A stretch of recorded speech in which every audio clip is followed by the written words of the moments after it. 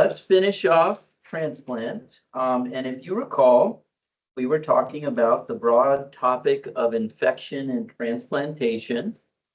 And we covered BK, as you recall, and we talked a little bit about pneumocystis, hepatitis B. Let's dive into some of these bigger topics, especially CMV. That's certainly an important consideration within transplantation. CMV is a source of much morbidity in the transplantation population. So most of us have been exposed to CMV and are therefore seropositive and therefore have a chance of reactivation post-transplant. Not quite as prevalent as EBV, but still you can see most of us have been exposed to CMV. If a donor receives numerous blood products prior to organ transplantation, then that donor is considered CMV positive, even if the donor serologies are negative. So this is going to be relevant as we talk about the risk of reactivation of CMV in the recipient. We typically categorize the serologic status of the donor and the recipient in order to make a determination of risk of CMV infection. Okay. Now, CMV historically was a very big source of morbidity in transplant patients. It still is, but it was even larger in the past. 40% of patients in the past, before there was routine CMV monitoring or prevention strategies, were getting CMV disease. We'll make some definitions here shortly, where we're going to talk about CMV disease versus CMV reactivation or infection. Those are distinct categories of CMV. Okay. Now we're seeing that number down to around 5% with our current strategy of CMV prevention. So who is the most highest risk patient group? If I have a CMV serologically negative recipient who receives a donor allograft from a CMV positive donor, that can be as shorthand D positive or donor positive recipient negative, that individual has the highest risk of developing CMV disease.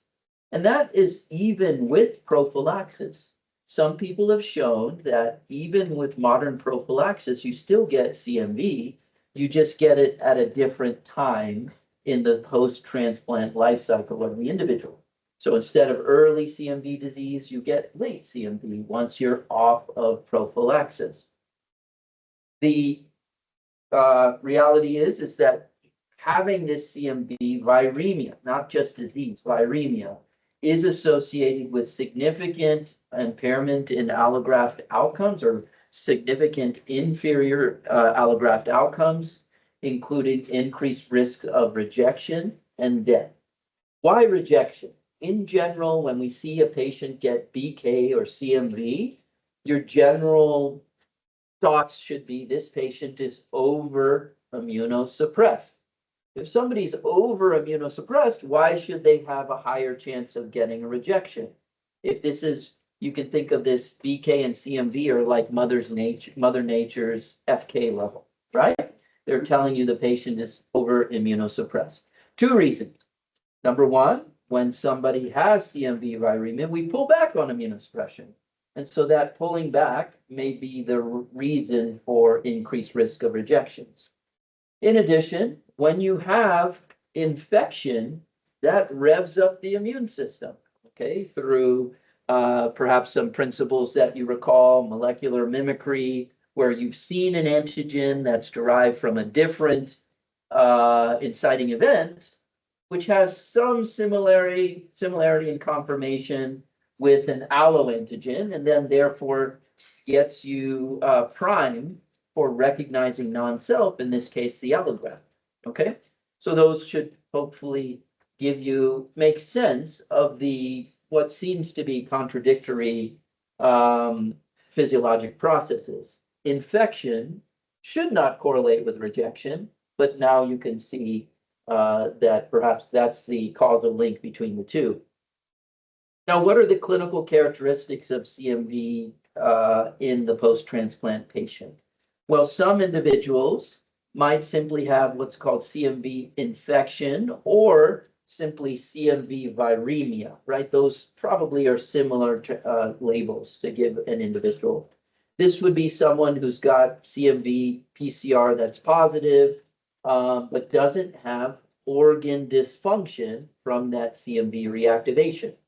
Once you start having organ dysfunction, you label that CMV disease, okay?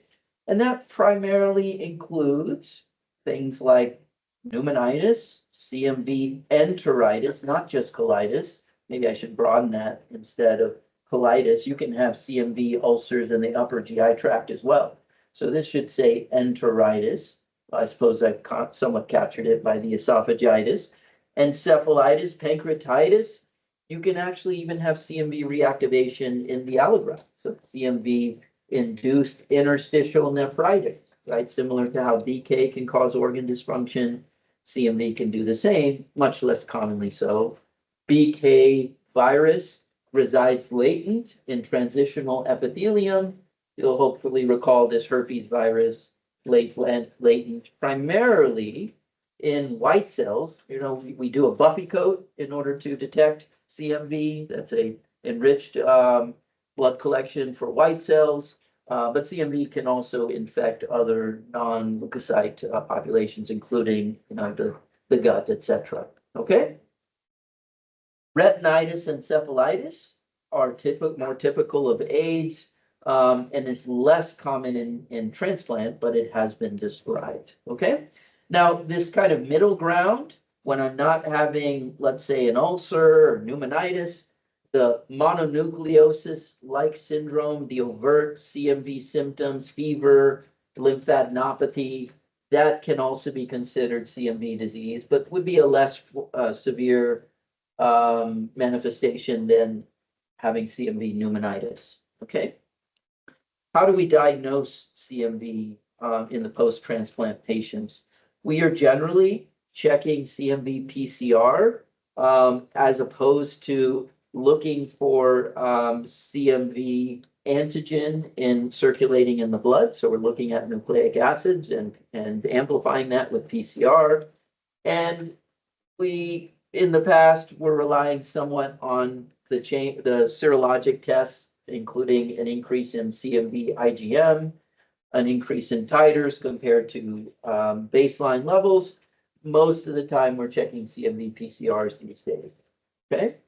However, when we're looking for CMV disease, we generally need a biopsy. CMV PCR is not sufficient to make a diagnosis of CMV disease.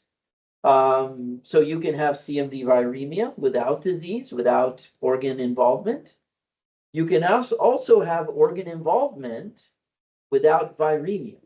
Okay, so the fact that you have negative CMV PCR doesn't exclude the possibility of CMV ulcers in CMV esophagitis or CMV colitis. Okay, so what are we looking for in that tissue?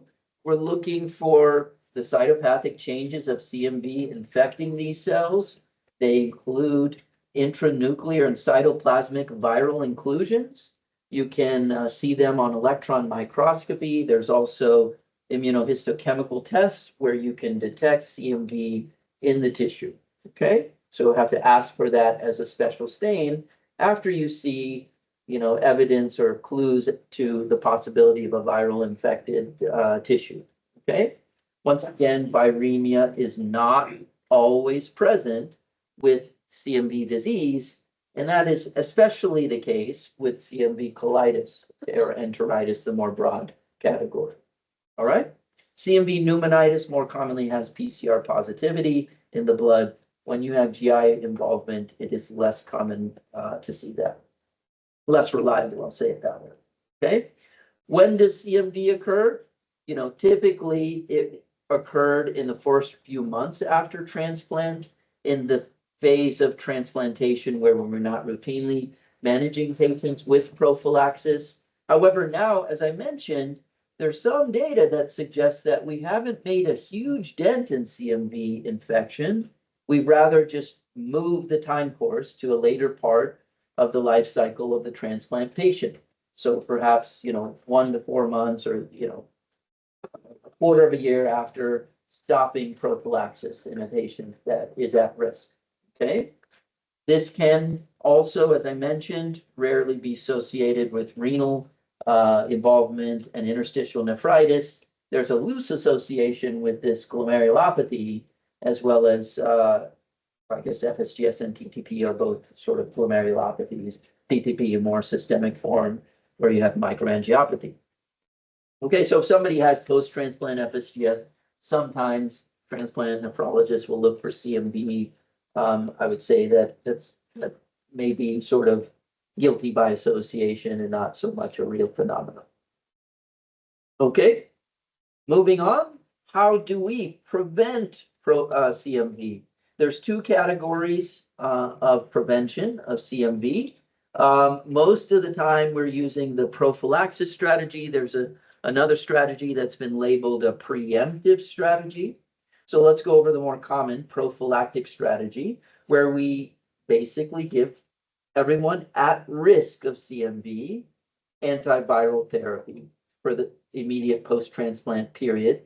And the duration of treatment varies according to the center protocols. Okay, some would say, if I'm a donor negative, recipient positive, serostatus, right? The recipient has been exposed to CMV, the donor has not, and the donor has not received multiple blood transfusions before, dying and organ procurement. This patient might just receive about 3 months of CMV prophylaxis. On other groups, you might give it 6 to 9 months.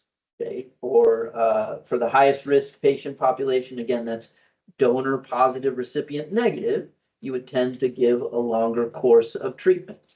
Okay, now if you're donor negative, recipient negative, then theoretically you're at very low risk of developing CMV unless you get it from your grandchild when they come over to play.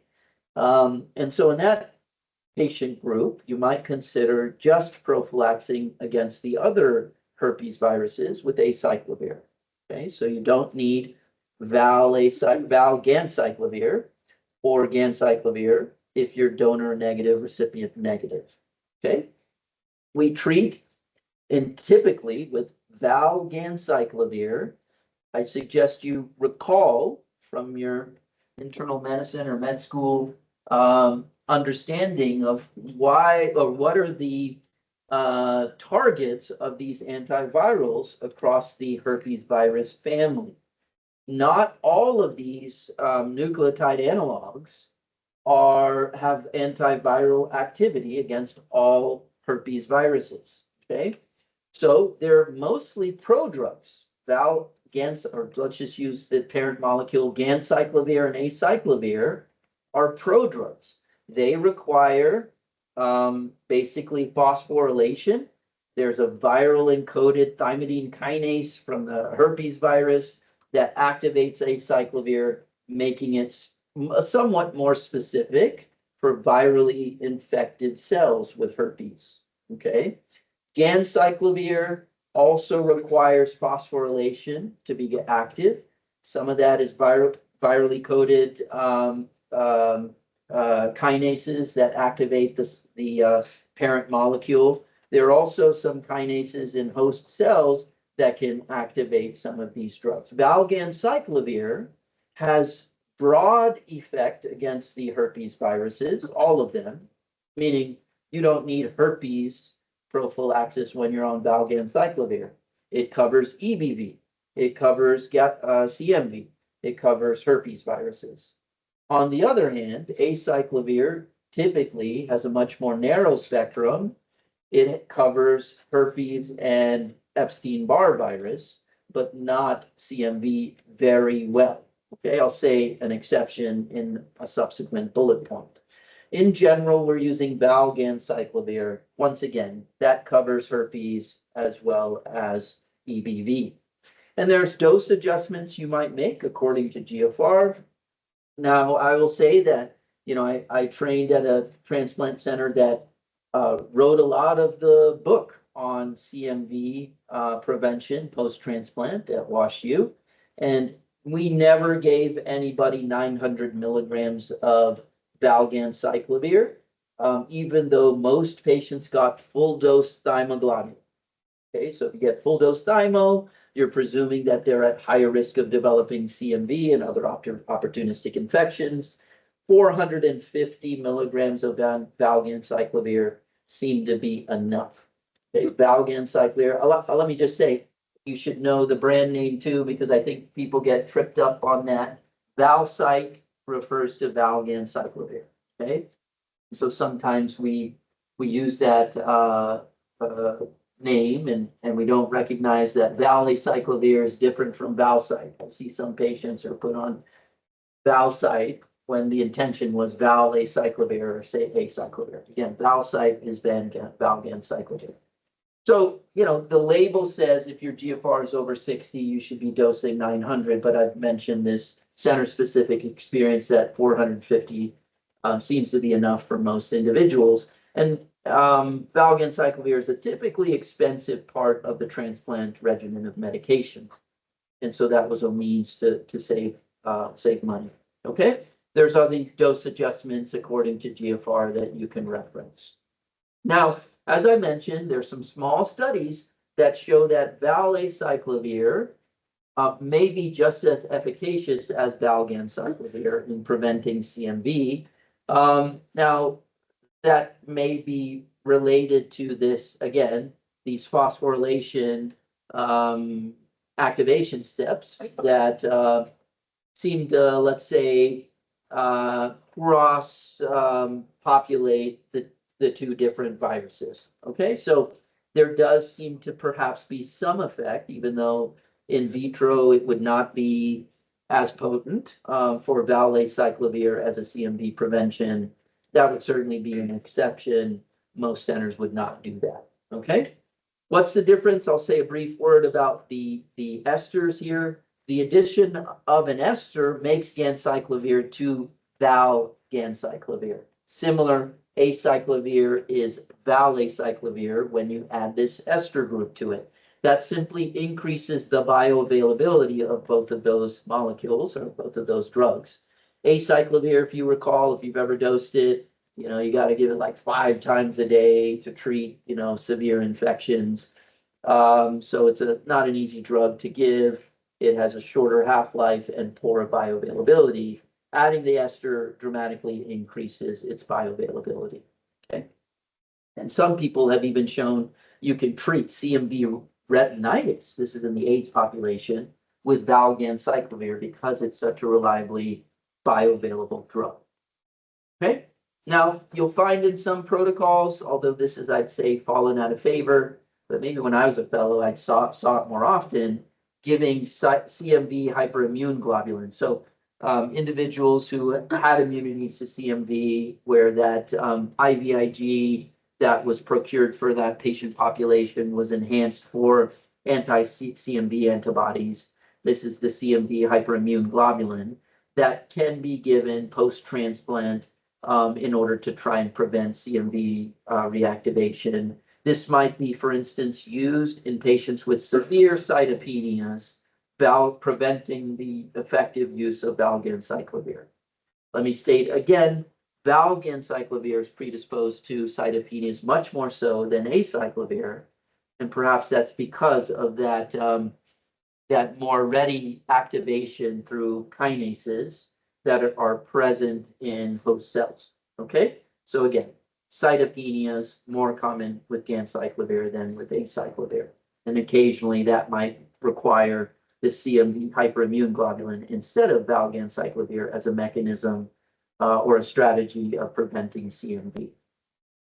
Okay, that's the prevention strategy, the prophylaxis branch of the prevention strategy. Preemptive strategy is very uncommonly used.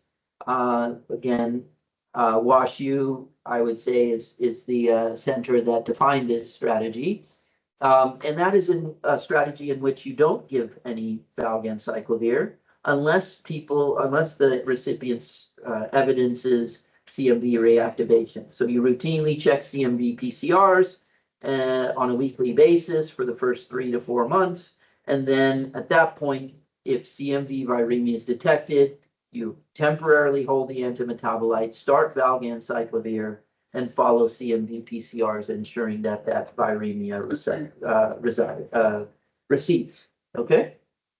Now, in comparing in randomized controlled trials, preemptive versus prophylaxis strategy, there was no difference in clinical relevant endpoints. Now, again, the prophylaxis strategy seems to frame shift the time to onset of CMV reactivation. Okay, so you're not out of the woods. Just because you have somebody who's received CMV prophylaxis, you should be keeping in your mind's eye that there's a risk of CMV reactivation as you're into the 9th month and you weaned off the CMV prophylaxis. Okay, how do we treat CMV when it does occur? Well, we generally hold or decrease immunosuppression. Typically, that involves dropping the antimetabolite. Now, you can make an argument similar to BK, right? We said this same thing with BK. If you have BK reactivation, most of the time we're doing something with the antimetabolite. You can envision that as, well, I'll just leave it at that. That's the typical response. But if the individual patient, let's say, has an intolerance to one of the other 3 legs of the stool, right, the steroids or the calcineurin inhibitor, you can make an argument that I'm going to keep the antimetabolite, but decrease one of the other 2 interventions. Okay, what we're trying to do is reduce total immunosuppression, and whether to do that temporarily or permanently is based on your art of medicine call. Okay, Ganesh and I were talking about art of medicine. You got to defend it. You don't just say I'm doing it. You should make some argument and defend your position. Okay. For instance, you should say, I don't want to permanently hold the antimetabolite in this patient. Why? Because pre-transplant they had a high PRA, right? And therefore the risk of rejection in this donor-recipient pair is higher. So in that regard, I don't want to permanently stop the antimetabolite. On the other hand, you might have a 69-year-old, right, who has their own age-related senescence of their immune system. And in that individual, you'll say, just stop it. Okay, their risk of rejection is low, their PRA is low, and I'm not so worried about rejection. I'm more worried about infection in that individual. Okay, all right. So CMV infection or mild disease, right? That's the PCR positive or that mononucleosis type syndrome. You're going to start your valganciclovir. You're going to double the dose compared to that prophylaxis dose. Again, many people can't tolerate this big a dose from cytopenias, so you'll have to follow the white count, and even the platelet count can be affected by these doses of valganciclovir. You treat for about 3 weeks. You follow PCRs. And then you kind of taper off the dose. Okay, so you go down to 4 weeks of the reduced dose, and then ultimately, if everything is subsiding in terms of symptoms and PCR, then you take off the valganciclovir. Okay, for severe CMV disease, in general, you're using IV ganciclovir for a duration of treatment that is often determined by ID, transplant ID. Often that might be as long as 3 weeks of ganciclovir, depending on severity of disease. I mean, if somebody has CMV pneumonitis with hypoxemic respiratory failure, it's going to be hard to not, let's say, give them this intense consolidation of, let's call it induction therapy for that patient who has severe CMV. Okay, and then you shift to a prophylaxis dose of valganciclovir. You'll follow weekly PCRs, and then again, you're looking for a drop in PCR within the first 1 to 2 weeks. If that doesn't happen, you have to consider the possibility of ganciclovir resistance. So we've had a couple of patients who've manifested that. There's really two mutations that I'm blanking on, and there's specific names, but there are two mutations that can occur that result in ganciclovir resistance, one of which is surmountable by simply high-dose valganciclovir. So having this resistance mutation doesn't necessarily mean CM or ganciclovir is ineffective. It means you have to go big and hard, but the other would generally require that you switch to foscarnet, a nephrotoxic medication. We now have another drug for CMV treatment. I guess I should include this in here. It's something like letomavir, something like that. Okay, so and that presumably also would be a tool to use when you have ganciclovir resistance because of a slightly different, a different mechanism of action. Okay, so we've grown in our tools. Foscarnet is still one of the drugs that's being used, though, when somebody has something so severe like CMV encephalitis. I've seen that in a non-transplant patient. So it's not, we're still using foscarnet. Okay. Questions? We'll get to the effects of foscarnet. It can cause a variety of things, including RTA and diabetes insipidus. We're going to come across that as we talk about salt and water block of our curriculum. All right, moving on to hepatitis C. Hepatitis C has evolved quite a bit from the now that we have the direct antiviral therapies, a much better drug than the interferon and ribavirin of old. So this has changed quite a bit. Okay, hepatitis C does carry some complications. There is an increased risk of graft loss and death risk. Much of this is historic, so I'd say that the outcomes are an evolving story. Again, with direct antivirals, these less favorable outcomes are becoming a thing of the past. Hepatic fibrosis can occur, including in those patients with normal LFTs. If you have a history of CMV, most of those patients will buy a liver. Did I say CMV? If you have a history of HCV, most of those patients will buy a liver biopsy pre-transplant to verify that they do not have bridging fibrosis, and to sort of make a decision on whether an individual might need a combined liver kidney transplant. Okay. Fourfold increase in new onset diabetes mellitus. We talked about that. The mechanism of that is not clearly known. You can develop Hep C associated GNs, including MPGN is the most common GN that occurs in the space of Hep C. However, there are others, including membranous and even fibrillary GN. Transplant glomerulopathy, which we talked about, that double contour appearance in the post-transplant patient would be a feature of transplant glomerulopathy, including MPGN, with which Janesh learned just yesterday. So he's rapidly growing in his skill in GN and biopsy interpretation. All right, which will shift into gear after his boards are done. Transplantations, managing that Hep C associated transplant patient, we typically are screening for hepatocellular carcinoma prior to transplantation with liver ultrasounds and AFP measurements. We often do that biopsy. Okay, so again, you can have pretty significant chronic liver disease even when you have normal LFTs. So the ultimate decision of whether a biopsy is required is often going to be done by hepatology. Okay, if you don't have portal hypertension and you have intact synthetic function, many of those patients will undergo kidney transplant alone. Once you start having, again, portal hypertension, that's a pretty strong indication for an individual to be listed for combined liver kidney even if lymphatic synthetic function is reasonably good.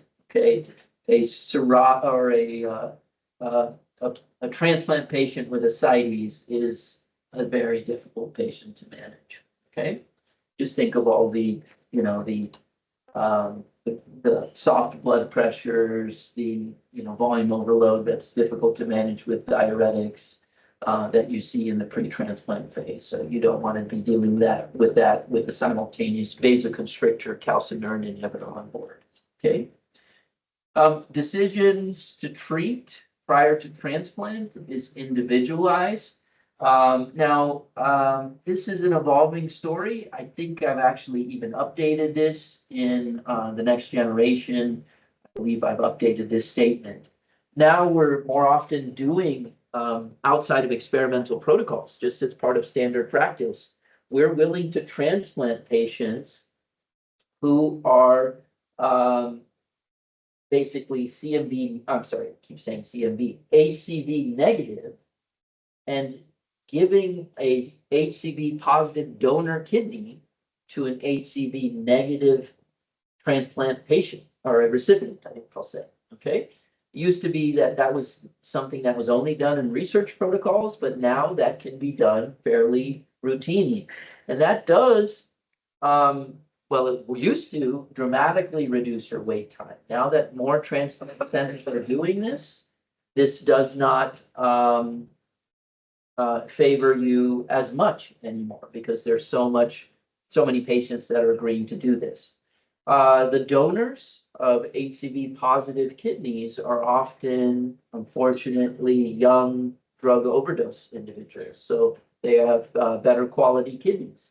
So again, this, you know, used to be that you probably didn't, there was an advantage from not treating a patient pre-transplant because then you could be listed for HCV positive donor kidneys and therefore get an advantage on wait time.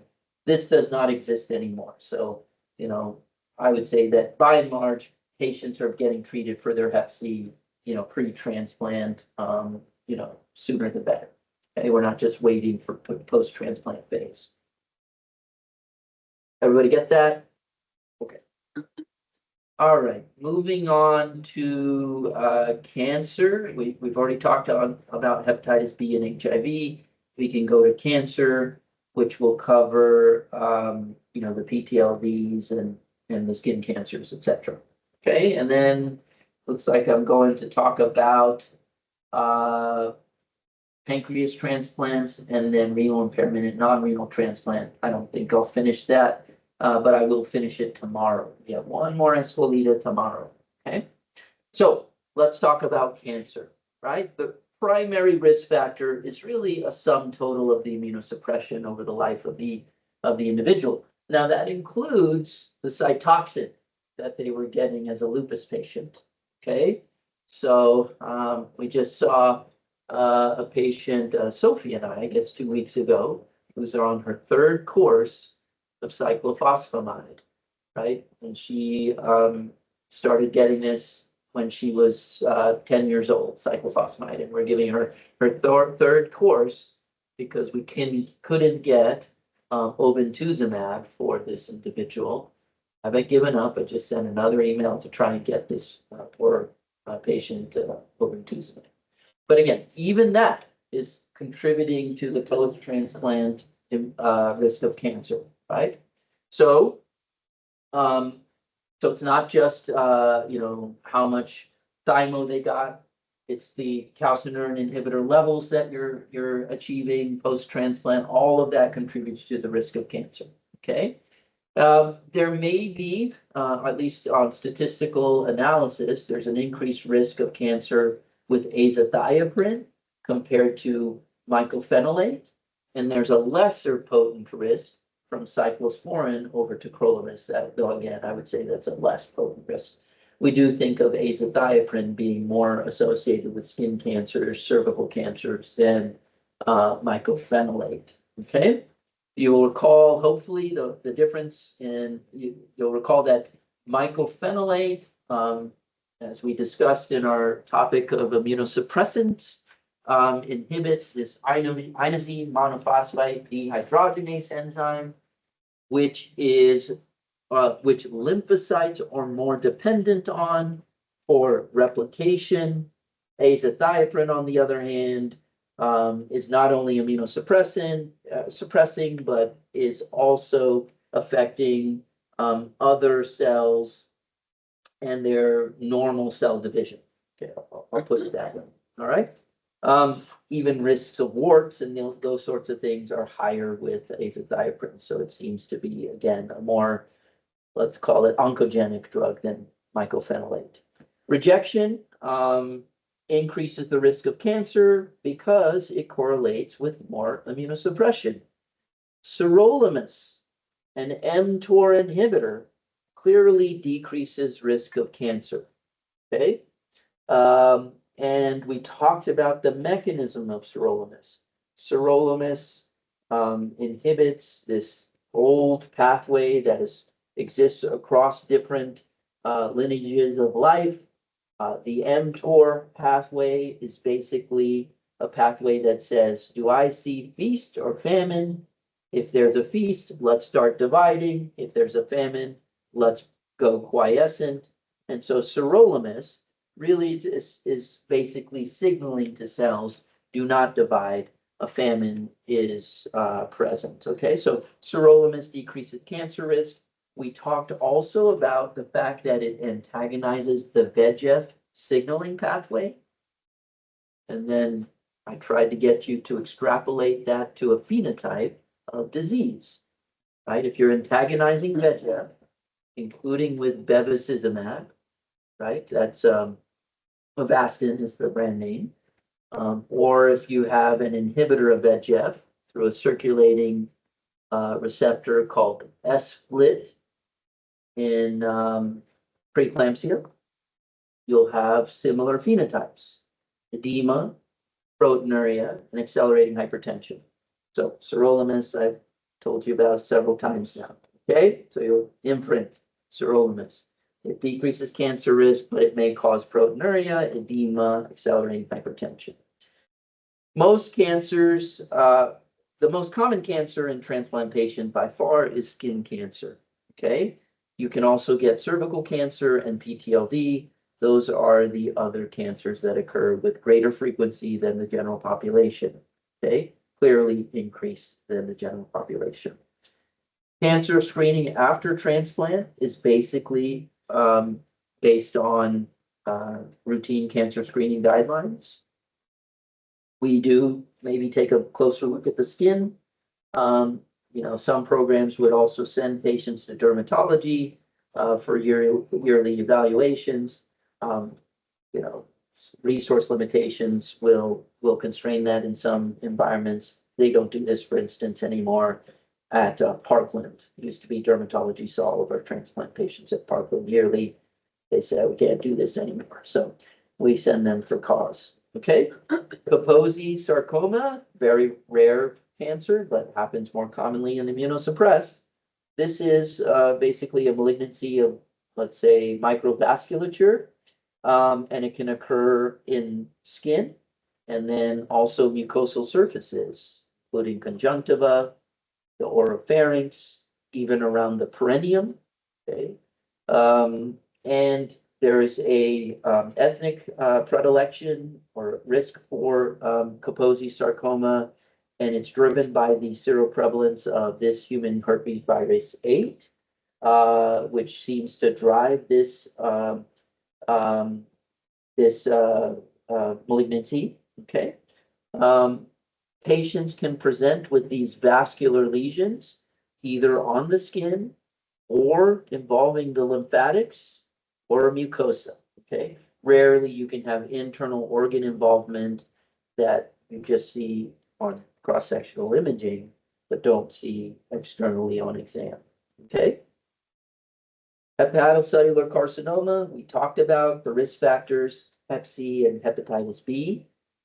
We screen for this with ultrasound imaging as well as AFP measurements on a regular basis if you've had a history of Hep C or hepatitis B. Transitional cell carcinoma or renal cell carcinoma is something that occurs in our patients. Remember that in particular, patients with extensive, what's called acquired cystic disease, uh, acquired cystic kidney disease, we talked about as we were doing our recipient evaluations.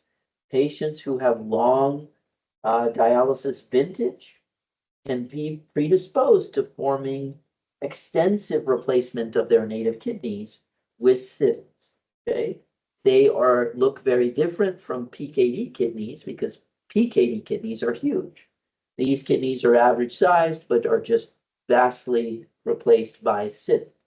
And those individuals have an increased risk, a detectable increase in risk of renal cell carcinoma.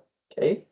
Other individuals that have risk of renal cell or transitional cell carcinoma include prior cyclophosphamide exposed patients, and then individuals with uricolic acid or analgesic nephropathy. Okay, and those individuals you might consider sending them to urology for cytology on an intermittent basis or for cystoscopy. Okay, and imaging studies. All right, cervical cancer.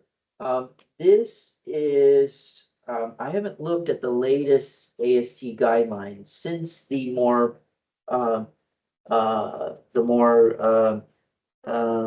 standard practice of HPV high risk testing. So as many of you know, pap smears are not really done so much anymore.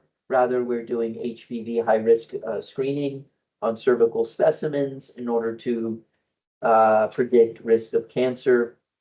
And so I haven't looked to see whether there's a recent change in AST guidelines to see whether they've evolved beyond their suggestion of pap smear testing roughly once a year, okay, which differs from the standard risk population.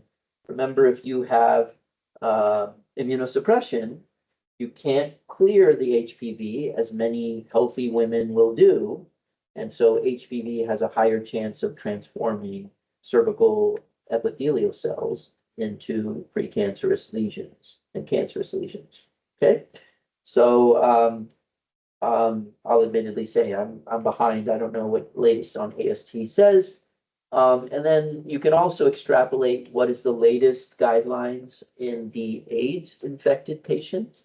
That would be another immunosuppressed patient population where, you know, they have differing cancer screening guidelines, including around cervical cancer screening. I think Christelle and I had a conversation about this about a month ago. Yeah, so post-transplant lymphoproliferative disease is another category of malignancy that is unique to transplant patients. I guess we're going to end there.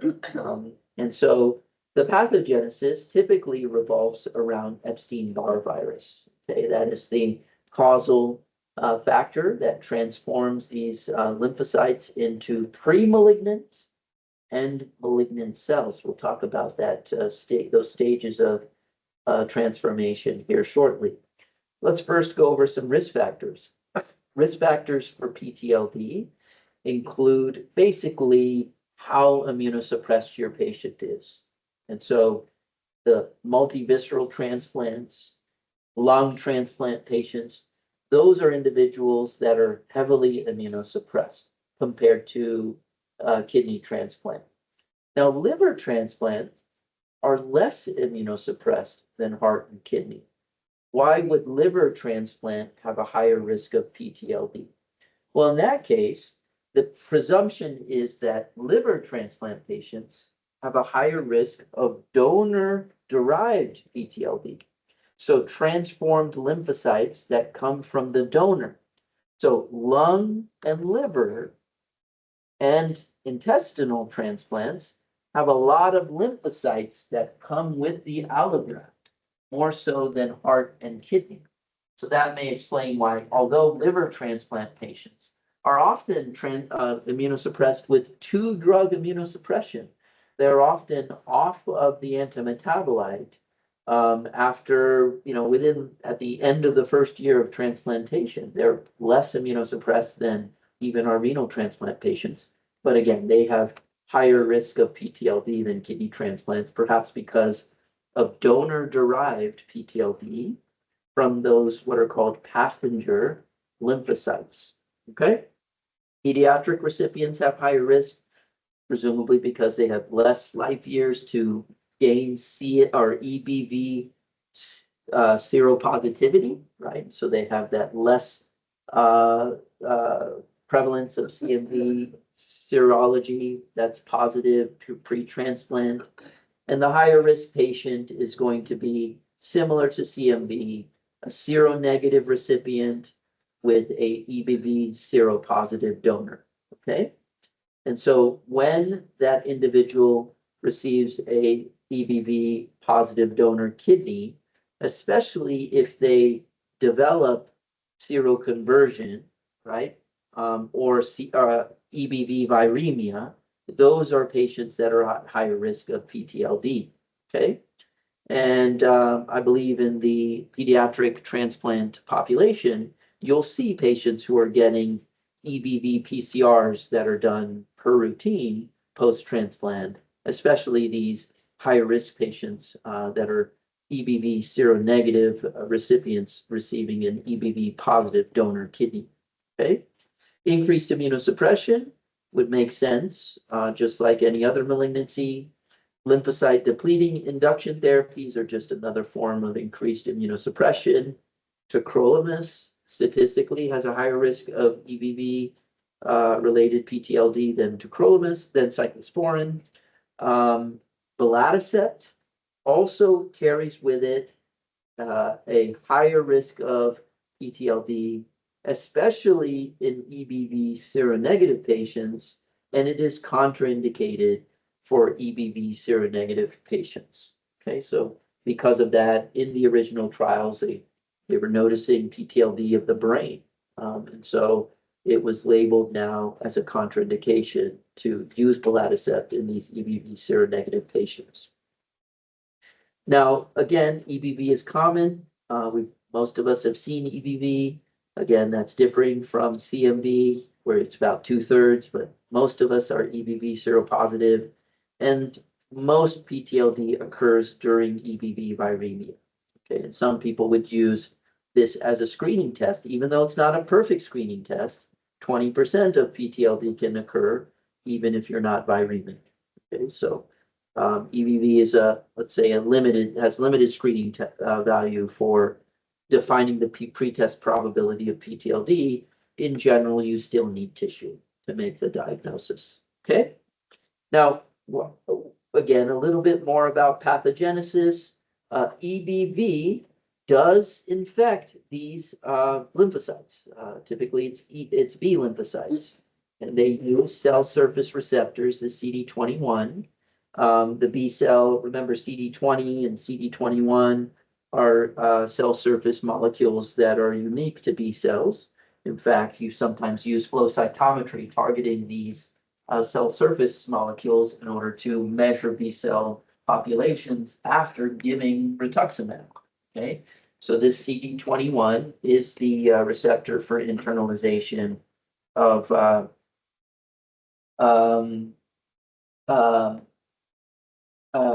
and getting into the cells, and then this stays latent in the cell for essentially the life of the host. Okay. Now, this can transform this virus or this viral genome has the capacity to transform the cell into a dividing cell. Okay, it can either kill the cell or transform the cell. Okay, and the process of transformation is kept in check by cytotoxic T cells. So your T cells surveil for these abnormal B lymphocytes that are starting to take on a more abnormal phenotype and starting to replicate, and your T cell kills them. Okay, those cytotoxic T cell kills them. Once you immunosuppress the patient, that ability to surveil for these transformed cells becomes less potent. And that's when you start to develop a progression in these cell populations. Originally, this just results in proliferation of the uncontrolled cell division of these B cells, excuse me. They're originally polyclonal, right? You get increase in lymphocyte cells, cell number, but they're not, clones of each other, right? They're just increasing in cell number. Similar to what will happen when you get your, your COVID vaccine. Get your lymphocytes that are, that are lymphadenopathy that occurs. Okay, but they then start to become clonal, right? You get a single B cell that now is able to rapidly divide, and they share the same cell surface molecules, the same word,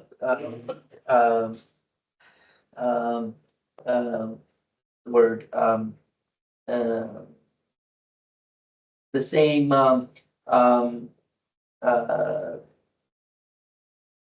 blanking on the terminology, right? You can look for T cell gene arrangements, B cell receptor gene arrangements to look for, is this cell population derived from a clone, a single clone?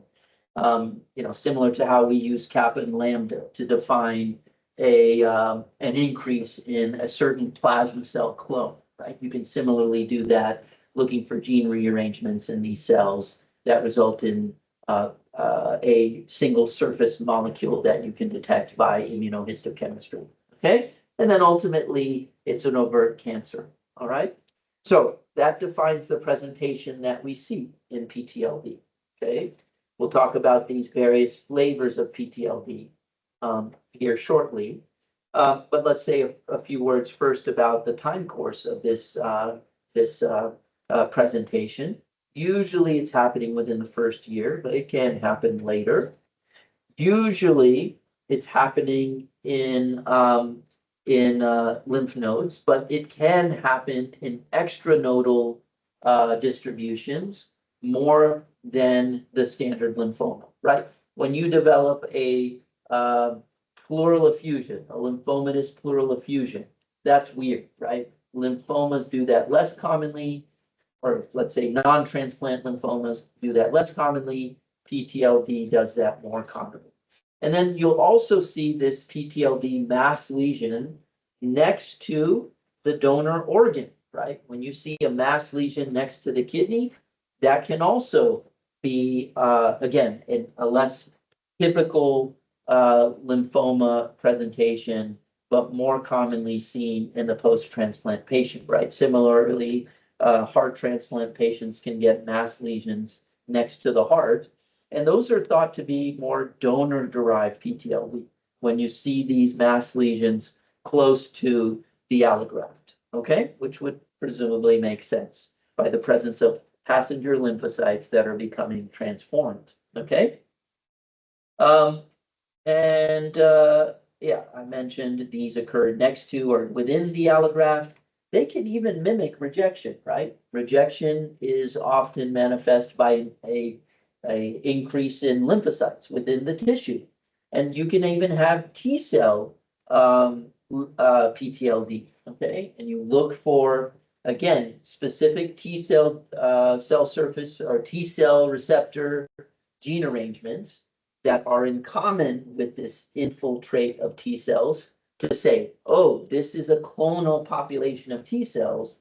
It's not simply a varied population of T cells that you would see with rejection. Okay, you see that clonality by that commonness of T cell receptor gene arrangement that is present on the T cell infiltrate. Okay, you can again look for unique signatures, finding Epstein-Barr virus DNA in the biopsy tissue itself. You can see immunoglobulin light chain rearrangements that are occurring that are common in these B lymphocytes or pre-B cells, or you can look for those T cell receptor gene rearrangements to confirm clonality. Okay. Recipient origin PTLD is the most common disease. Again, donor PTLD is less common. recipient PTLD is more common. You'll see multisystem disease, worse prognosis than in the non-transplant patient. Okay? EBV PCR, as I mentioned, is usually positive in about 80%, but can be negative. Okay? And you can also see that this should say immunofixation, not immunofluorescence. So you can see positive SPEP in EBV PCR viremia with PTLD. Please change that. SPEP immunofixation, not immunofluorescence. 4 types of PTLD exist. Let's just go through that quickly. We won't get too bogged down. It builds on the knowledge that I previously stated. You start with just a increase in lymphocyte number that are polyclonal. Okay. Sometimes you get an increase in plasma cell numbers. Remember, B cells, a portion of your B cells become plasma cells, right? So plasma cell proliferation can also be manifest as these B cells mature into plasma cells. We see tissue architecture that's preserved. Remember, if you recall, in order to make a diagnosis of lymphoma, not just PTLD, you typically need excisional biopsies. You do not, core biopsies or FNAs are not sufficient because we're looking at the larger tissue architecture to define this as simply, oligoclonal or clearly lymphoma. Okay, so you often need, again, a whole lymph node in order to make that determination. These early lesions have still preserved lymphoid tissue architecture. Okay, you can have the mononucleosis syndrome with fevers and lymphadenopathy. Then you're moving into these more clearly cancer looking lymphomas. I get, again, populations, let's call them clones that are starting to become evident within the background increase in diverse proliferation of lymphocytes. Okay, and so these may be B cells most commonly, but again, T cell and plasma cell clones may also be manifest. And now I'm starting to see architectural distortion in that excised lymph node. And then ultimately I'm becoming clearly monoclonal, right? Monomorphic, where I'm starting to see angry cells rapidly dividing. They look clearly abnormal. And I am also having clear architectural distortion in that lymph tissue. These can be extranodal, as I mentioned. Hodgkin's-like PTLD is also a subtype. Moving on, treatment, we can be brief because most of this is going to be managed by your cancer colleagues. But what you're going to be doing is lowering immunosuppression. These early lesions can essentially regress simply by reducing immunosuppression, and often we're instituting valaciclovir treatment. Okay, it makes sense, but it doesn't necessarily treat. Giving antiviral treatments does not eradicate the latent virus from your lymphocyte. It just reduces viral replication. Okay, so this is how we treat the early lesions. When we start getting the more clearly cancerous lesions, we're treating with things like excision, XRT, R-CHOP, okay? And don't forget, when you're getting R-CHOP, you generally are immunosuppressing the individual. Many times we're stopping all of the other immunosuppressants when that patient is on chemotherapy. Sometimes we're changing the calcineurin inhibitor to the mTOR inhibitor. We talked about, again, the antiviral effect of acyclovir. Typically the pediatric population, they might be following EBV PCRs. We're generally not doing that in the adult population. Okay, sometimes we're using, again, antivirals to prevent or to try and reduce the likelihood of PTLD. Okay, questions?